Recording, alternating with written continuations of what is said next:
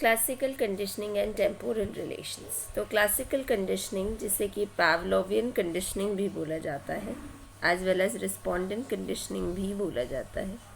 It's a type of learning, ठीक है, ये एक लर्निंग का ही टाइप है। Respondent conditioning, Pavlov, it's a type of learning जो बिहेवियरल साइकोलॉजी से रिलेटेड है।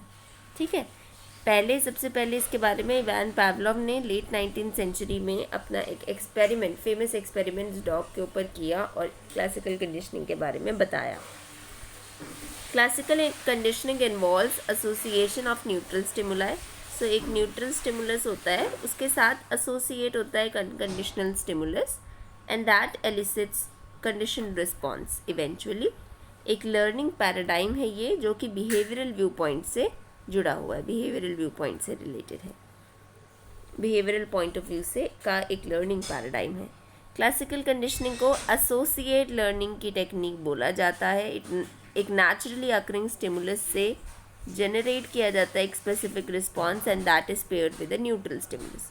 So basically what happens is, कोई भी नेचुरली अकरिंग कोई स्टिमुलस होता है, नेचुरली कोई स्टिमुलस अकर हो रहा है, उसके साथ क्या किया जाता है, एक न्यूट्रल स्टिमुलस को पेयर करके सो एज कोई एक स्पेसिफिक रिस्पॉन्स को जनरेट किया जाता है, जिसको कि हम CR बोलते हैं। ठीक है, इसको जनरेट करने की कोशिश रहती है, एसोसिएट लर्निंग करवाई जा रही है यहाँ पर। नेचुरली अकरिंग स्टिमुलस को एक स्पेसिफिक रिस्पॉन्स देने के लिए पेयर किया जाता है टू अ न्यूट्रल स्टिमुलस। जब ये रिपीटेडली पेयरिंग होती है तो प्रीवियसली न्यूट्रल स्टिमुलस भी स्पेसिफिक रिस्पॉन्स एलिसिट करने लग जाता है, even in the absence of a naturally occurring stimulus की एब्सेंस में भी वो न्यूट्रल स्टिमुलस स्पेसिफिक रिस्पॉन्स को एलिसिट करता है, जिसे हम कंडीशन रिस्पॉन्स कहते हैं। अब ये एक्सपेरिमेंट कैसे चला था? सबसे पहले तो Russian physiologist Ivan Pavlov study कर रहे थे गैस्ट्रिक सेक्रीशंस को डॉग पे। ठीक है, डॉग पे उनकी स्टडी थी, गैस्ट्रिक सेक्रीशंस को वो स्टडी कर रहे थे by placing meat powder in their mouth and measuring the amount of saliva that is being secreted। और प्रिसीजन के लिए उन्होंने अरेंज किया एक सिग्नल पहले ला रहे थे वो, दैट वाज द लाइट और may be a sound of bell just before placing the meat powder in animal's mouth। However, after a few trial उन्होंने क्या देखा, unexpectedly the dog started salivating in anticipation। सिर्फ anticipate करके वो salivate करने लग गया पहले। It began to celebrate at the signal light or sound even before the meat powder has been given। So even before meat powder दे रहे थे, उससे पहले salivary response उसका आ रहा था naturally। ठीक है, इट शुड ओनली अकर जब नेचुरली जब मीट पाउडर उसके टेस्ट बड्स तक पहुंचता है, but it started to elicit only at the sight of with किसी भी विजुअल या ऑडिटरी स्टिमुलस से भी वो सेलिब्री रिस्पॉन्स देखा जा रहा था, even before meat powder was given. Pavlov ने इस अमाउंट ऑफ सैलिवेशन को नोट किया, and he found that the response is to the light or the sound was lesser than the amount of salivation जो जब meat powder आता है तब होती है, उससे कम ही है। ये उसकी स्टडी को डिस्टर्ब कर रहा था और उसने इस सेक्रेशन को साइकिक सेक्रेशन का नाम दिया। ठीक है, it was hindering to his work that he was doing. He emphasized on association between natural and neutral stimulus. और फिर आगे क्या हुआ, कंडीशनिंग के फेज में जैसे हम देखते हैं, बिफोर कंडीशनिंग फूड गिवन था एंड देन डॉग सेलिवेट कर रहा था, फिर बेल रिंग हो रही थी और नॉन सेलिवेटरी रिस्पॉन्स आ रहा था, फिर फूड दिया जा रहा था एंड कॉन्सिक्वेंटली डॉग सेलिवेट कर रहा था। सो रिपीटेड पेयरिंग के बाद एसोसिएशन हो गई with the food and the salivation. तो just at the sight of the visual stimulus और just after hearing the bell वो सेलिब्री रिस्पॉन्स दे रहा था। तो कंडीशनिंग के बाद ringing of the bell and then dog salivates. Interpretation क्या निकाली उन्होंने, पावलोव ने आइडेंटिफाई किए 4 एसेंशियल एलिमेंट्स जो लर्निंग के प्रोसेस में इन्वॉल्व है। जैसे अनकंडीशन स्टिमुलस है, it is a stimulus that naturally and automatically triggers a specific response without any prior learning, जो नेचुरली एलिसिट करता है रिस्पॉन्स, नेचुरली ऑटोमेटिकली ट्रिगर। यहाँ पर आप बोलोगे एलिसिट मतलब तो वो तो करना हुआ ना, सो नेचुरली जो ट्रिगर करता है एक रिस्पॉन्स को, वो स्टिमुलस बिना किसी प्रायर लर्निंग के, उसको अनकंडीशन स्टिमुलस बोला जाता है. Naturally causes dog to salivate in this experiment. Then uncondition response भी ऑटोमेटिक अनलर्नड रिएक्शन होता है अनकंडीशन स्टिमुलस की तरफ.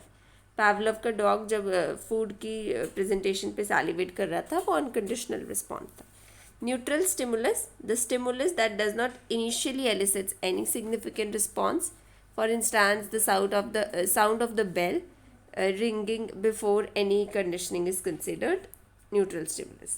है ना, just वो sound of the bell जो acquisition से पहले थी, that is called the neutral stimulus. फिर आता है conditioned stimulus. तो through the process of classical conditioning, neutral stimulus associate हो जाता है unconditioned stimulus के साथ, and that repeatedly pairing bar bar pairing की जाती है. तो एक एसोसिएशन इस्टेब्लिश हो जाती है न्यूट्रल और कंडीशन स्टिमुलस के बीच. और पावलोव के एक्सपेरिमेंट में जैसे बेल की ringing plus then presentation of food, ये हुआ न्यूट्रल एंड देन ये यूसीएस था. बट एक्विजिशन के फेज़ के बाद ये जो बेल है, that will be a condition stimulus because it will acquire the properties, it will be capable enough to elicit the response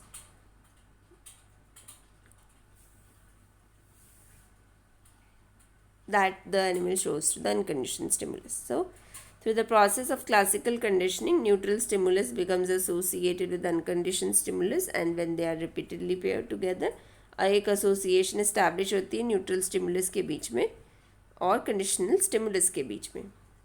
Then conditioned response एक ऐसा response होता है, एक तरह का learned reaction है to the conditioned stimulus, right? So, conditioned response is a learned reaction to conditioned stimulus की तरफ. जो रिएक्शन लर्न किया गया है वो कंडीशनड रिस्पॉन्स होता है. ठीक है, it's similar to the unconditional response. ये अनकंडीशन रिस्पॉन्स जैसा ही होता है, बट ये ट्रिगर होता है कंडीशन स्टिमुलस की वजह से. पावलोव की रिसर्च में डॉग ने सैलिवेट करना to the sound of bell शुरू किया and that was conditioned stimulus. आगे है पावलोव की स्टिमुलस सब्स्टिट्यूशन थ्योरी. ये थ्योरी कहती है that by the virtue of repeated pairing between the C S and the U S, ये सी एस यू एस की बार बार जो पेयरिंग हो रही है and C S acquires the property, C S वो प्रॉपर्टीज़ एक्वायर करता है कि वो सब्सिट्यूट बन जाता है अब यू एस के लिए. ठीक है, C S acquires the property of becoming a substitute to the U S. So the response that was initially जो यू एस रिस्पॉन्स दे पा रहा था, अब वो बेचारा सी एस ही एलिसिट कर रहा है. ठीक है, is now elicit by the C S only. ठीक है, लेकिन इसकी क्रिटिसिज्म हुई क्या कि सी आर कभी भी यू आर जैसा नहीं होगा. यू सी ये जो है वो एग्जैक्ट रेप्लिका नहीं होता अनकंडीशन रिस्पॉन्स का, और सारे कंपोनेंट्स यू आर के सी आर में प्रेजेंट भी नहीं हो सकते. Size and temporal pattern of C S and C R U R differ.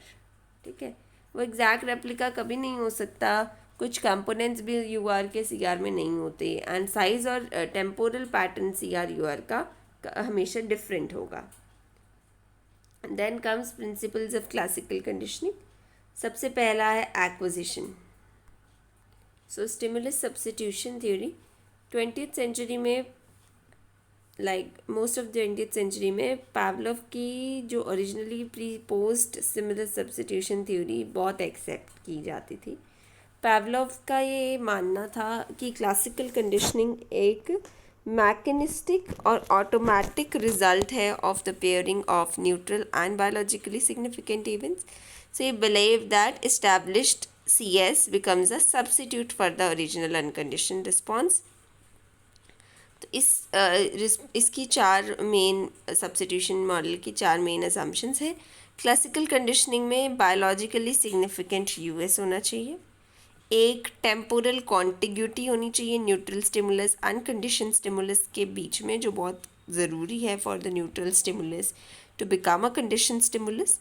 Temporal contiguity neutral stimulus और पहले तो नेसेसरी भी है, फिर सफिशिएंट भी होनी चाहिए for the neutral stimulus to become a condition stimulus.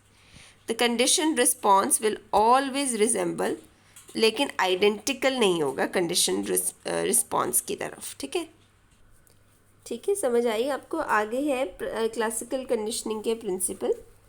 So acquisition कहता है कि जब the US is being paired with the condition stimulus and the animal acquires the association को learn करता है animal between the UCS and the CS. Now this word acquisition comes from the English word acquire, right? So basically what happens is neutral stimulus change होता है condition stimulus की, मतलब condition stimulus बनता है acquisition के दौरान, unconditional response change होता है कंडीशनल रिस्पॉन्स की तरफ। ठीक है, neutral stimulus becomes CS condition stimulus, unconditional response changes to conditional response. फिर आते हैं generalization. Generalization is the ability of the animal और the subject to respond to the stimuli that are similar to the condition stimulus. जो condition stimulus जैसे stimuli है उनकी तरफ respond करना in a similar manner, that is generalization. And discrimination is the ability to discriminate between the different stimulise that are presented. ठीक है, extension भी classical conditioning का एक प्रिंसिपल है। जब एक कंडीशन स्टिमुलस जो है वो सीज कर देता है, it is cease to be paired with a condition stimulus. When a conditioned stimulus is ceased to be paired with the unconditioned stimulus for a number of times, the occurrence of conditioned response, तो conditioned response जो है वो नीचे गिर जाता है ना, occurrence उसकी कम हो जाती है, डिक्रीज हो जाती है और डिसअपेयर हो जाता है वो, तो that is called as extinction. Then comes spontaneous recovery. Classical conditioning paradigm में जब after extinction, if the animal shows reappearance of a previously extinguished conditioned response after some time, then that is known as spontaneous recovery. Reappearance होती है previously extinguished conditioned response की।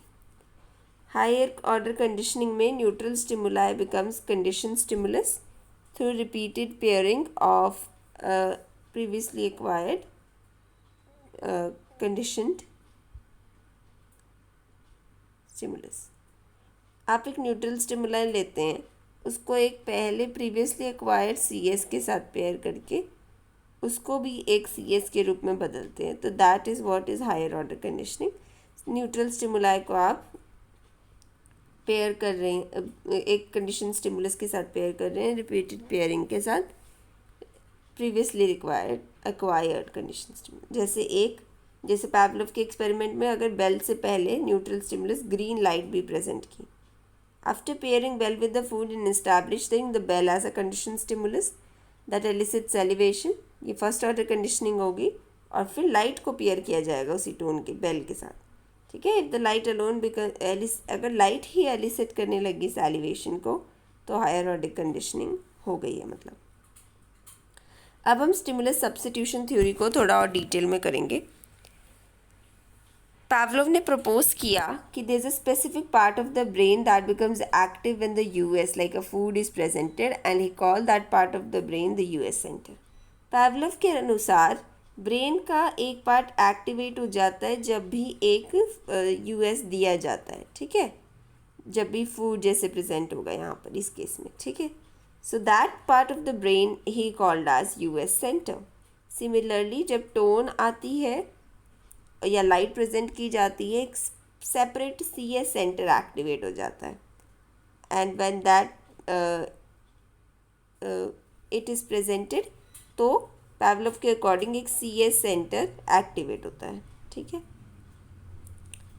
पैवलोव ने ये assume किया कि salivation के दौरान there is a part of the brain, जो सैलिवेशन है ना, वो रिस्पॉन्स जो है वो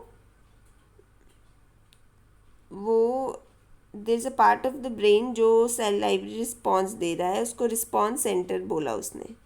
ठीक है, वो एक्टिवेट हो जाता है रिस्पॉन्स देने के दौरान।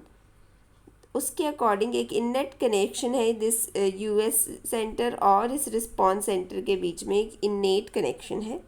उनके बीच में एक एसोसिएशन क्लासिकल कंडीशनिंग के दौरान डेवलप होती है. So that now the CS produces activity in the response centre and दस द CR इज ऑब्जर्व्ड. ठीक है, इस क्लासिकल कंडीशनिंग के दौरान CS एक्टिविटी प्रोड्यूस करता है, CS centre activate, CS centre activate होता है और फिर रिस्पॉन्स सेंटर एक्टिवेट किया जाता है और then you will observe a CR. ठीक है, that's the condition response is observed. ऐसे ही mister Watson, John B Watson ने भी दिया है एक experiment that is called conditioned emotional response. ठीक है, very important it is. John B Watson जो कि एक पायनियर साइकोलॉजिस्ट थे 20th सेंचुरी में, उन्होंने भी एक ग्राउंड ब्रेकिंग रिसर्च की क्लासिकल कंडीशनिंग के एरिया में. For his work, he is well known for his work of conditioned emotional response. Conditioned emotional response Watson का इन्फ्लुएंशियल फिगर है. उन्होंने डेमोन्स्ट्रेट किया कि how emotional responses could be also conditioned, या learn करा जा सकता है इमोशनल रिस्पॉन्सेस को भी एसोसिएशंस के द्वारा. सो क्लासिकल कंडीशनिंग का बैकग्राउंड क्या है? So Watson build upon classical conditioning experiment जो पावलोव ने बनाए थे. सो क्लासिकल कंडीशनिंग में आप न्यूट्रल स्टिमुलस को पेयर करते हैं अनकंडीशन स्टिमुलस के साथ and that will elicit as conditioned response. उन्होंने लिटिल एल्बर्ट पे एक्सपेरिमेंट किया. फेमस एक्सपेरिमेंट है उनका, है ना, लिटिल एल्बर्ट पे जो किया गया था. वॉटसन और उनके कलीग रेनर, ठीक है, रेनर ने ये स्टडी की इमोशनल रिस्पॉन्सेस पे और ये शो किया कि कंडीशनिंग इमोशनल रिस्पॉन्सेस की भी की जाती है. Little Albert 9 month old baby था जो इनिशियली उसको डर नहीं लगता था वाइट रैट से, लेकिन वॉटसन राइनर ने लिटिल एल्बर्ट को एक रैट प्रेजेंट किया और साइमल्टेनियसली एक लाउड नॉइस भी प्रेजेंट की, एक फ्राइटनिंग सी नॉइस. अनकंडीशन स्टिमुलस दिया bye striking a steel bar with a hammer. एक स्टील के बार को, एक कोई बार था उसको हैमर से उन्होंने स्ट्राइक किया और गंदी सी साउंड बाहर आई और फिर एक रैट प्रेजेंट किया उसी टाइम बेचारे उसको, लिटिल एल्बर्ट को. ये रहा लिटिल एल्बर्ट को 9 month ओल्ड बेबी था, उसको जब भी रैट आता था ये लाउड नॉइस भी प्रेजेंट की जाती थी उसको. ठीक है, सो नॉइस नेचुरली उसका फियर रिस्पॉन्स एलिसिट कर रहा था. सेवरल पेयरिंग्स के बाद देखा गया वाइट रैट जो न्यूट्रल स्टिमुलस था उसके साथ लाउड नॉइस जब आई अनकंडीशन स्टिमुलस तो little Albert fear response, condition emotional response display करने लग गया जस्ट इवन जब रैट ही प्रेजेंट हुआ तब भी. So this shows that emotional response of fear could be conditioned in a person.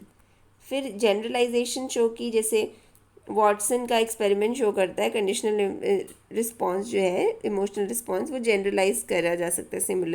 Generalise हो गया था सिमिलर स्टिमुलाई को. एल्बर्ट ने ना केवल वाइट रैट बट सभी तरह की फरी ऑब्जेक्ट्स, रैबिट, डॉग, उसकी मम्मी का फर कोट, सब पे ये डर का रिस्पॉन्स शो किया. तो जिस जनरलाइज हाईलाइट्स दैट कि कैसे इमोशनली रिस्पॉन्सेस के साथ भी जनरलाइजेशन जो है वह एक्सटेंड हो सकती है. इमोशनल रिस्पॉन्स कैसे एक्सटेंड किए जा सकते हैं बहुत सारे रिलेटेड स्टिमुलाइज के साथ भी.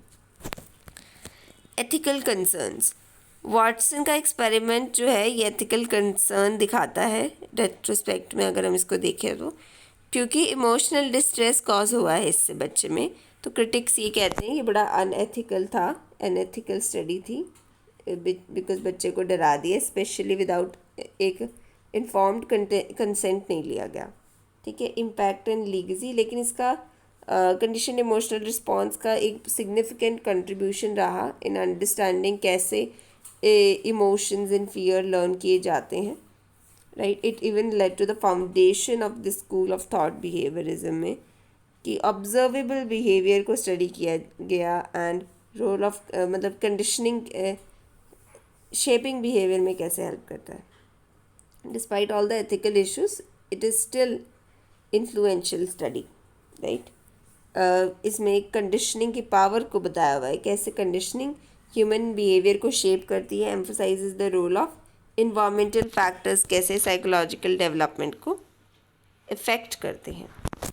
Next comes eye blink conditioning, eye blink conditioning में क्या होता है, बेसिकली एक्विजिशन फेज में एक टोन को रिपीटेडली एयर पफ के साथ, एयर पफ एक टोन प्रेजेंट किया जाता है एंड देन एक पफ ऑफ एयर प्रेजेंट किया जाता है हमेशा, ठीक है। Before the classical conditioning C S किसी भी तरह का कोई आई ब्लिंक रिस्पॉन्स नहीं करता शो, है ना, टोन की प्रेजेंट पे कोई वो ब्लिंक नहीं करता।